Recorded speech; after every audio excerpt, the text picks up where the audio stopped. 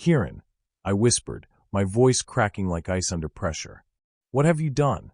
But even as the words left my lips, I already knew this wasn't a mistake or a misunderstanding. The careful forgeries, the multiple documents, the sophisticated financial schemes. This had taken months of planning. My son, my only child, the boy I'd raised to be honorable and strong, had methodically destroyed me. And the worst part?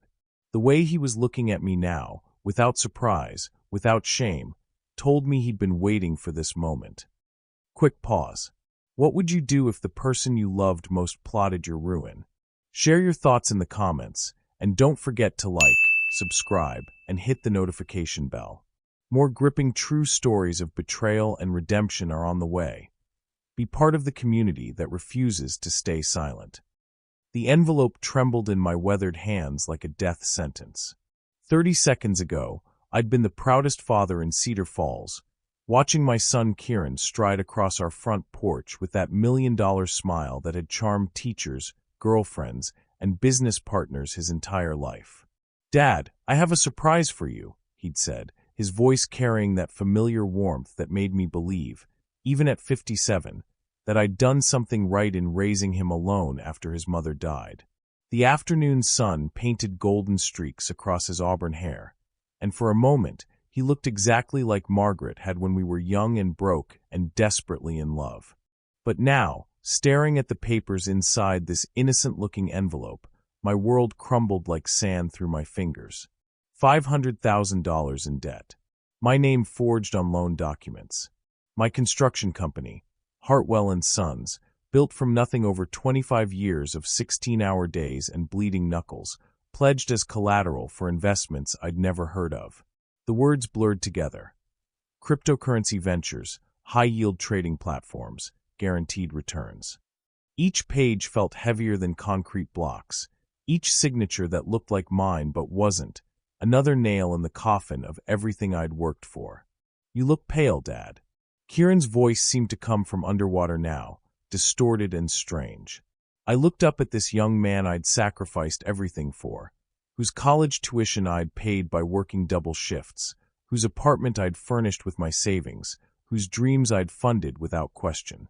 The same hands that had taught him to swing a hammer, to tie his shoes, to drive my old pickup truck, were now shaking as they held evidence of his betrayal. My throat felt like I'd swallowed broken glass. The porch we stood on suddenly felt like a courtroom, and I was the defendant hearing my verdict. Behind Kieran, I could see Mrs. Chun from next door was watering her garden, probably wondering why Hartwell looked like he'd seen a ghost. The American flag I'd hung every morning for 15 years fluttered mockingly in the breeze. Everything looked the same. The weathered wooden railings I'd built myself, the hanging baskets Margaret had loved, the welcome mat that now felt like a cruel joke. But nothing would ever be the same again. Before this storm, 6 months earlier, life had tasted like victory and smelled like sawdust and success. I stood in my office at Hartwell & Sons, watching through the window as my crew finished the foundation for the new community center, our biggest contract ever.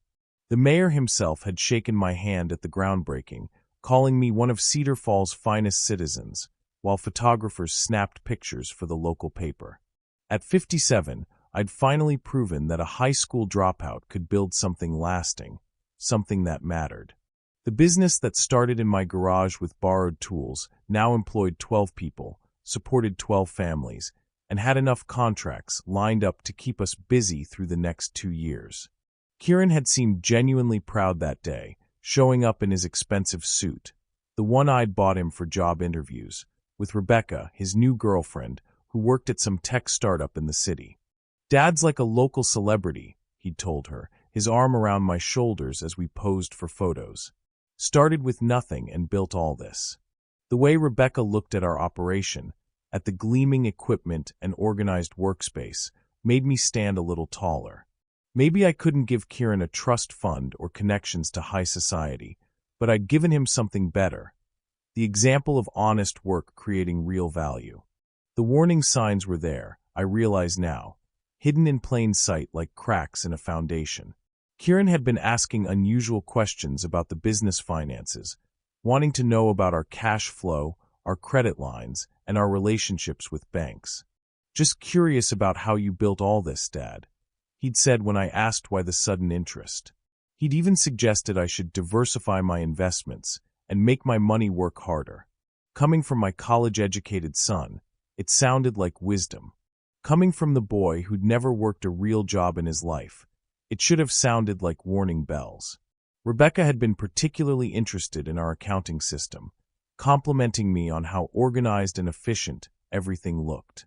She'd asked intelligent questions about business operations that made me think Kieran had found himself a smart one. When she suggested that successful small business owners like me were prime candidates for wealth management services, I felt flattered rather than suspicious. They made me feel like I'd graduated from small-town contractor to serious businessman, worthy of sophisticated financial strategies. But the biggest red flag was how Kieran had started visiting more often, always with new stories about his friends who were killing it in crypto or making bank in day trading. He'd show me screenshots of incredible gains, tell me about 24-year-olds buying houses with investment profits, paint pictures of a world where money multiplied magically while you slept. "You've been working so hard for so long, Dad," he'd say.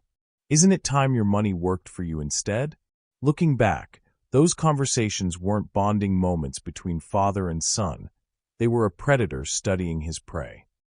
The first document I'd signed was for a business expansion loan that Kieran said would help us bid on larger contracts. He'd arrived at my office during lunch break with a stack of papers and that eager energy that reminded me of him at 8 years old, bringing home A+ test papers for my approval. "Dad, I've been working with some financial consultants Rebecca introduced me to," he'd explained, spreading the documents across my desk like a proud student showing off his project. "They specialize in helping family businesses access growth capital." The language was dense, full of legal terms that made my head spin after a morning of supervising concrete pours. Investment vehicles, portfolio diversification, secured lending arrangements. It all sounded sophisticated and professional, exactly the kind of thing a successful businessman should understand. Kieran had highlighted the important sections, pointing out clauses about maximizing return potential and leveraging existing assets for exponential growth. When I hesitated, admitting I didn't fully grasp all the technical jargon, he'd smiled that patient smile he'd perfected as a teenager explaining computer problems to his old-fashioned dad. "That's why I'm here to help," he'd said, his hand on my shoulder in a gesture that felt protective rather than manipulative. "You built this amazing business through blood, sweat, and determination. But the financial world has evolved, Dad. There are legal strategies now that can multiply your success without the physical toll." He'd shown me projected returns that made my head spin, conservative estimates of 20% annual growth, optimistic scenarios reaching 50% or higher.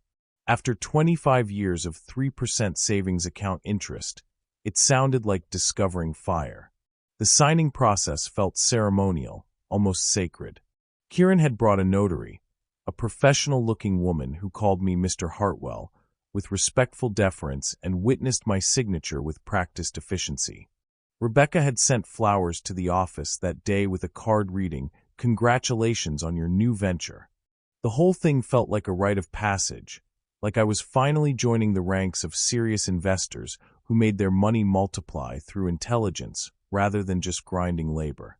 What I didn't know was that every page I signed gave them deeper access to my accounts, my assets, my life's work. The business expansion loan was actually a complex web of authorizations allowing them to trade with my money, use my company as collateral, and make financial decisions in my name. While I thought I was investing in my future, I was actually signing away control of my present. The trap had been set with mathematical precision, and I'd walked into it willingly, guided by the one person in the world I trusted completely. For 6 glorious weeks, I felt like King Midas watching everything turn to gold. The investment statements that arrived in my email showed numbers that made me dizzy with excitement. Gains of 12,000 one week, 18,000 the next, once even 25,000 in a single day. I'd print them out and stare at them during coffee breaks, unable to believe that money could multiply so effortlessly. After decades of calculating every expense, of choosing between new equipment and emergency repairs, of lying awake worrying about payroll, suddenly I was watching my net worth climb like a rocket. Kieran called every few days with updates, his voice bubbling with excitement as he explained the sophisticated trading strategies his consultants were employing on my behalf. "Dad, your portfolio just hit another milestone," he'd announce, and I'd feel that same pride I'd felt when he made the honor roll or scored the winning goal. He'd use terms like algorithmic trading and market arbitrage that made me feel like I was part of some exclusive club of financial wizards. When I'd try to understand the mechanics, he'd laugh gently and say, "Just focus on running your business, Dad. Let the professionals handle the money stuff." I started making plans, real plans with real numbers behind them. Maybe I'd finally take that trip to Ireland Margaret had always dreamed about. Maybe I'd buy the vacant lot next to our shop and expand into residential construction. I even looked at brochures for luxury trucks, something I'd never allowed myself to consider. The crew noticed my improved mood, joking that I was walking on sunshine and asking if I'd won the lottery. In a way, I felt like I had. Rebecca started joining our weekly dinners more regularly, and I found myself genuinely enjoying her company. She'd ask thoughtful questions about the construction industry, compliment my cooking, and share stories about her work that made me feel included in her and Kieran's world. "You raised an incredible son, Mr. Hartwell," she'd say, and mean it. "He talks about you all the time, about how you built this business from nothing and never compromised your integrity." Those words meant more to me than any profit statement. But the most intoxicating part was how Kieran looked at me during those weeks, with genuine admiration, maybe for the first time since he'd become an adult. He'd bring friends by the office to meet his dad, the investor, and introduce me as someone who was killing it in the markets while running a successful business. For a man who'd spent most of his adult life being seen as just a blue-collar contractor, being respected as a financial success felt like validation of everything I'd worked toward. I should have known that feelings that could never last. The call came on a Tuesday morning while I was reviewing blueprints for the Henderson project. Kieran's voice sounded strained, different from the confident tone I'd grown accustomed to during our recent conversations. "Dad, we need to talk about the portfolio," he said, and something cold twisted in my stomach. "There's been some market volatility, and the consultants think we should discuss strategy adjustments." The words hung in the air like smoke from a house fire, making everything around me feel suddenly fragile. I met him at Murphy's Diner, the same booth where I'd told him about his mother's diagnosis 15 years earlier. His face looked older somehow, drawn with worry lines that aged him beyond his 26 years. The investment statements he showed me were red with losses. 40,000 gone in 3 days, another 30,000 the week before. "It's temporary," he insisted, his fingers drumming against the table like they had when he was nervous about report cards. "This is exactly why sophisticated investors don't panic during downturns. The algorithms are adjusting to market conditions." But something in his eyes didn't match his confident words. When I asked to speak directly with these financial consultants he'd been working with, he hesitated just a moment too long. "They prefer to work through established relationships," he explained. "But I can schedule a conference call if you really want." The way he said "really want" made me feel like I was being unreasonable, like a child demanding to speak to the manager. I trusted him, so I backed down, but the seed of doubt had been planted. The losses continued throughout the week, each day bringing new explanations about market corrections and temporary adjustments. Kieran's daily calls became more frequent, but somehow less informative, full of technical jargon that seemed designed to confuse rather than clarify. "The important thing is not to let emotions drive investment decisions," he'd say, sounding like he was reciting from a script. "Dad, you didn't build your business by panicking at the first sign of trouble." By Friday, when the losses hit 6 figures, I couldn't sleep. I'd built Hartwell and Sons brick by brick, contract by contract, never risking more than I could afford to lose. Now I was watching years of profits evaporate in financial markets I didn't understand, guided by strategies I couldn't explain. When I called Kieran that night, his phone went straight to voicemail. For the first time in months, I went to bed feeling like that struggling young father again, uncertain about the future and afraid of making the wrong choice. The private investigator's office smelled like stale coffee and broken dreams. Vernon Pike was exactly what central casting would order for a small-town detective. Weathered face, rumpled suit, eyes that had seen too much disappointment to be surprised by anything. "Mr. Hartwell," he said, reading from his notes with the detached professionalism of a doctor delivering bad news. "Your son has been living under an assumed identity for the past 8 months. His real name is Kieran Hartwell, but he's been operating investment schemes under multiple aliases." The photographs spread across Pike's desk told a story I didn't want to believe. Kieran at expensive restaurants I could never afford, driving a BMW I'd never seen, vacation pictures from places he'd claimed he couldn't afford to visit. Rebecca wasn't his girlfriend. She was his business partner, a convicted fraud specialist who'd been released from federal prison just 1 year ago. The technology startup she supposedly worked for didn't exist. The financial consultants were fictional. Everything had been an elaborate performance designed to separate me from my life's work. "He's done this before," Pike continued, showing me newspaper clippings from other states, other victims. "Always targets single parents, usually widowed fathers who've built successful small businesses. The pattern is identical: gain trust through family relationships, introduce sophisticated investment opportunities, forge documents once access is established." The photos showed other men my age, other contractors and shop owners and small business builders, all sharing the same expression of devastated betrayal I now recognized in my own mirror. The forged signatures were masterful, so close to my actual handwriting that I might have believed I'd signed them myself in some forgotten moment. But Pike showed me the subtle differences, the microscopic tells that revealed their artificial nature. "Professional grade," he noted. "This took months of practice, studying samples of your real signature." He probably lifted examples from birthday cards, business documents, anything you'd signed in his presence. The methodical nature of the deception made it somehow worse than impulsive betrayal.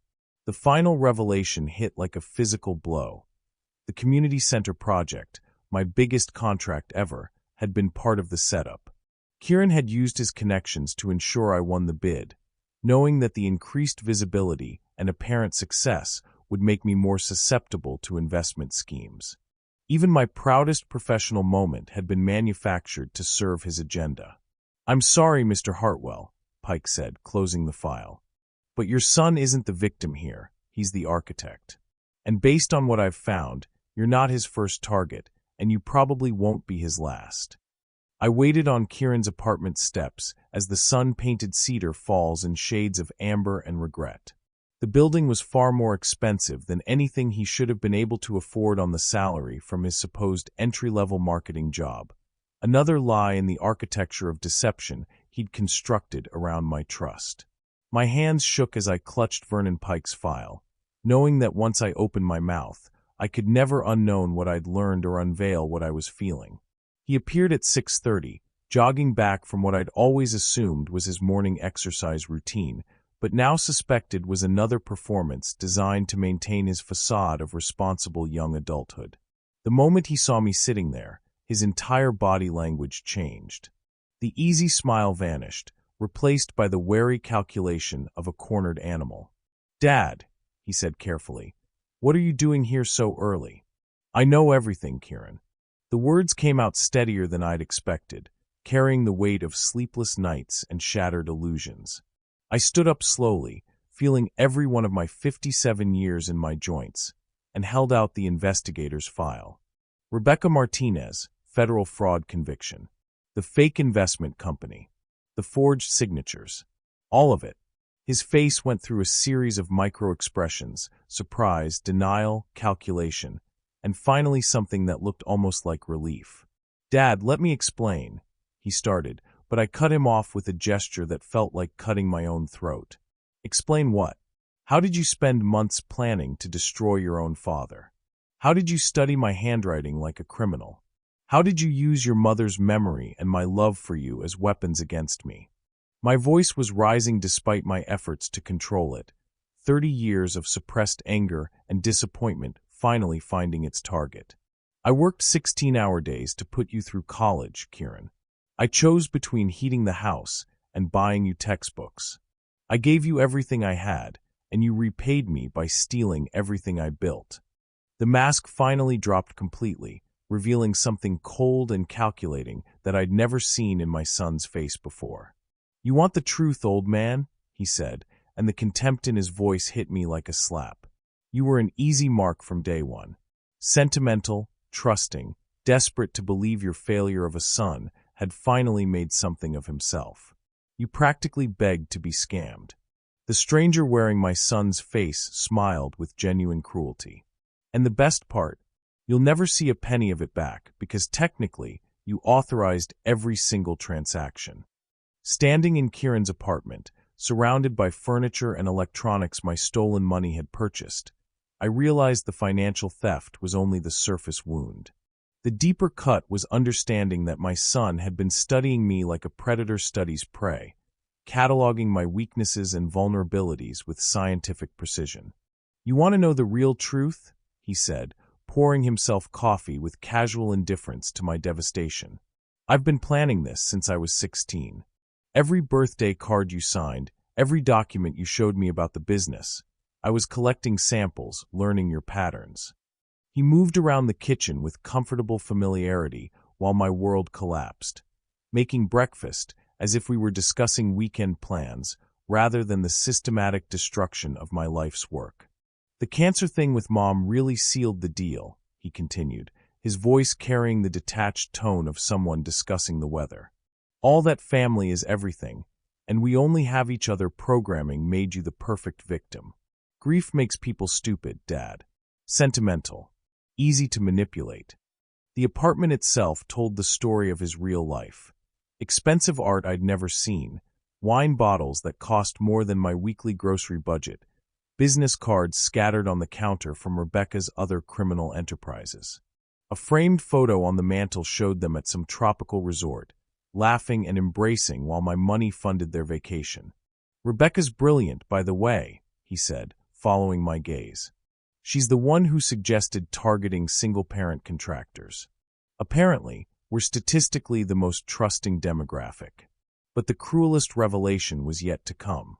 Opening his laptop, Kieran showed me a spreadsheet titled Hartwell Project, with columns tracking my emotional states, my financial behaviors, and my psychological responses to different manipulation tactics.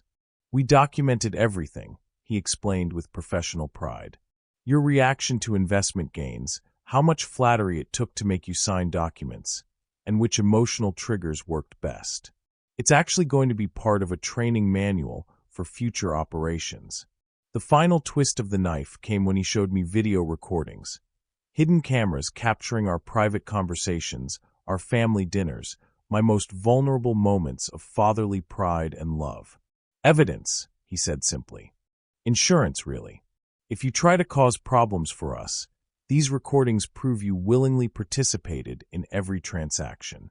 As far as any court is concerned, you're just a failed investor trying to blame your son for your own bad decisions. The boy I'd raised, loved, and sacrificed for had turned our most sacred moments into blackmail material. The next morning, I sat in my office staring at foreclosure notices and bankruptcy papers, understanding for the first time in my life what it meant to have nothing left to lose. Hartwell and Sons, the company that had been my identity, my purpose, my legacy, would be gone within 60 days. The crew didn't know yet, but I'd have to lay them off by Friday. 12 families depending on me for their livelihood, and I'd failed them all because I'd trusted the wrong person with everything that mattered. The worst part wasn't even the money, though losing $500,000 felt like having my organs removed without anesthesia. The worst part was the phone calls I'd have to make, the explanations I'd have to give, the look in people's eyes when they learned that reliable, steady Nathan Hartwell had gambled away their jobs on get-rich-quick schemes. Mrs. Patterson, whose husband had worked for me for 8 years. Young Tommy Rodriguez, who'd just bought his first house based on the security of his job with my company. They'd trusted me to be responsible, and I'd let them down. Vernon Pike called around noon with news that made everything worse. They've fled, Mr. Hartwell. Cleaned out their apartment sometime last night, closed all their accounts, vanished like smoke. Rebecca Martinez has experienced disappearing. This isn't her first time running from consequences. The methodical way they'd planned their escape, probably from the moment they'd first met me, demonstrated a level of premeditation that made my betrayal feel even more calculated and cold. But something inside me snapped when Pike mentioned their final insult. They'd sent a postcard from the airport, addressed to me at the office, with a picture of a tropical beach and a message written in Kieran's handwriting. "Thanks for the vacation fund, Dad. Try not to take it personally, it's just business." The casual cruelty of that gesture, the complete absence of any acknowledgement of what they'd done to me, ignited something I'd never felt before in 57 years of life. By evening, I'd made a decision that would have terrified the man I'd been just weeks ago. I wasn't going to quietly accept bankruptcy and humiliation. I wasn't going to let them disappear into paradise funded by my life's work while I lost everything and everyone who depended on me. If Kieran wanted to play criminal games with professional stakes, then he was about to learn that his old-fashioned father was capable of strategies he'd never imagined. The hunt was about to begin. 3 months of detective work, sleepless nights, and cold determination led me to a small coastal town in Mexico where Kieran and Rebecca had purchased a beachfront villa with my money. I'd learned skills I never thought I'd need: how to trace financial transactions through offshore accounts, how to hire local investigators, how to be patient when every instinct screamed for immediate confrontation. The man who'd spent his life building with his hands had discovered he could also destroy with his mind. They'd grown careless in their tropical paradise, confident that their victim was too broken and too simple to mount any kind of pursuit. Vernon Pike's contacts had tracked their spending patterns, their social media posts, their casual disregard for operational security that came from successfully destroying so many lives without consequences. "They're living like royalty down there," Pike had reported. "Your money bought them a lifestyle they never could have achieved legitimately." But their arrogance had also created vulnerabilities. Rebecca's criminal history made her deportable under certain circumstances. Kieran's forged documents constituted federal fraud across international borders. The financial instruments they'd used to steal my money had left digital footprints that, with the right legal pressure and investigative resources, could be traced and recovered. More importantly, they weren't the only victims. Pike had identified at least 6 other families they'd destroyed using identical methods. The plan I'd developed over those 3 months was elegantly simple: turn their own methods against them. They'd used patience, careful documentation, and systematic exploitation of trust and legal loopholes to destroy me. Now I would use those same tools to destroy them. I'd gathered evidence that would not only recover my money, but also ensure they spent the next decade in federal prison. The predators were about to become the prey. Standing on the beach outside their villa at dawn, watching them through the window as they shared breakfast bought with my stolen life, I felt something I'd never experienced before: the cold satisfaction of perfect revenge about to be served. They'd taught me that family meant nothing, that trust was weakness, that the world belonged to whoever was willing to be most ruthless.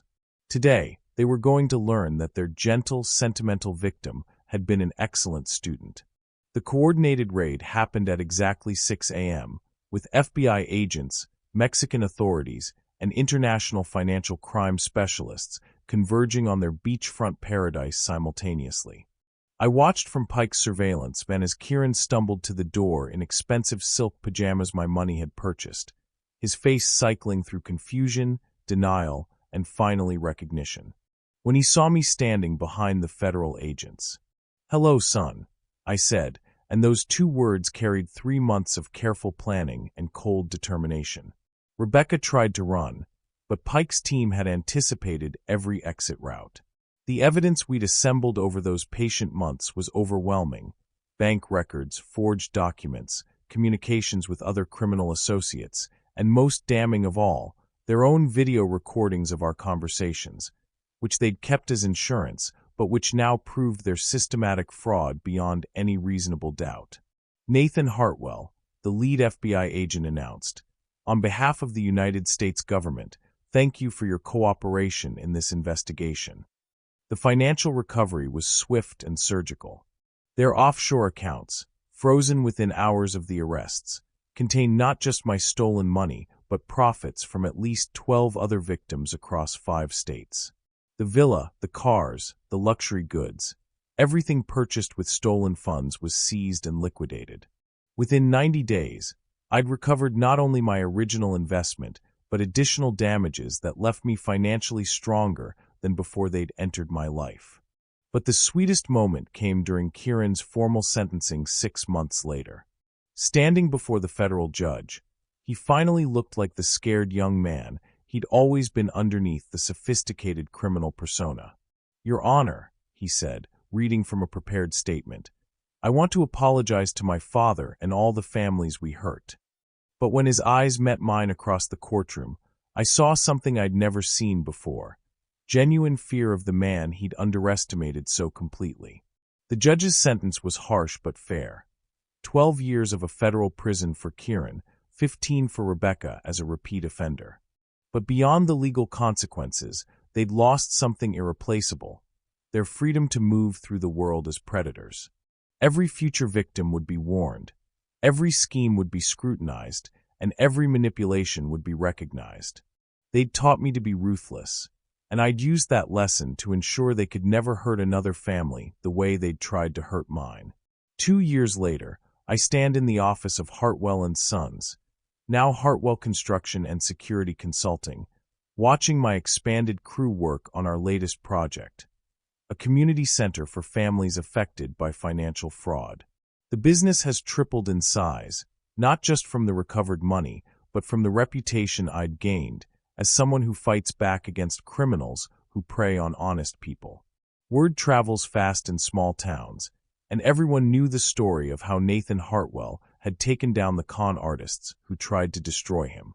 The crew I'd feared losing had not only stayed, but brought their friends and family members as our reputation grew. Tommy Rodriguez was now my assistant foreman. Mrs. Patterson's husband had been promoted to crew chief, and we'd hired 6 more people, including 2 young men whose families had been victims of similar schemes. "Mr. H," Tommy said just yesterday, "you taught us that good people don't have to be victims. Sometimes they can be heroes instead." My relationship with Kieran would never recover. That trust, once broken so completely, couldn't be rebuilt. But I'd learned something valuable about the difference between forgiveness and justice. I could forgive the scared, desperate young man who'd made terrible choices without excusing the calculating criminal who'd tried to destroy innocent families. During his last permitted phone call from prison, he'd asked if I'd ever visit him. "No, Kieran," I'd said quietly.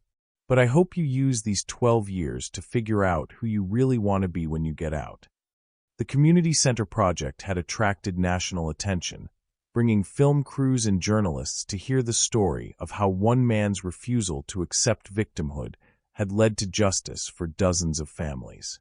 But more importantly, it had attracted other victims of financial fraud who needed someone to show them that fighting back was possible. Pike and I had started a consulting firm helping law enforcement agencies track sophisticated fraud operations, using the same methodical patience that had brought down Kieran and Rebecca. Standing in my office as the sun sets over Cedar Falls, I look at the framed photo on my desk, not of Kieran, but of Margaret, holding our newborn son 26 years ago when the future still held infinite possibilities. She'd been gone for 15 years, but I could finally hear her voice clearly again, not filtered through grief and manipulation. "You did good, Nathan," she would have said. "You built something that lasts, and when they tried to tear it down, you built it back stronger." The man in that photo had been young and hopeful. The man I am now is wiser, tougher, and more dangerous to those who prey on the innocent. Sometimes the greatest victory isn't avoiding the battle. It's winning it so completely that the war can finally end. Thank you for listening to my story. If this story moved you, please give it a thumbs up and subscribe for more tales of family betrayal.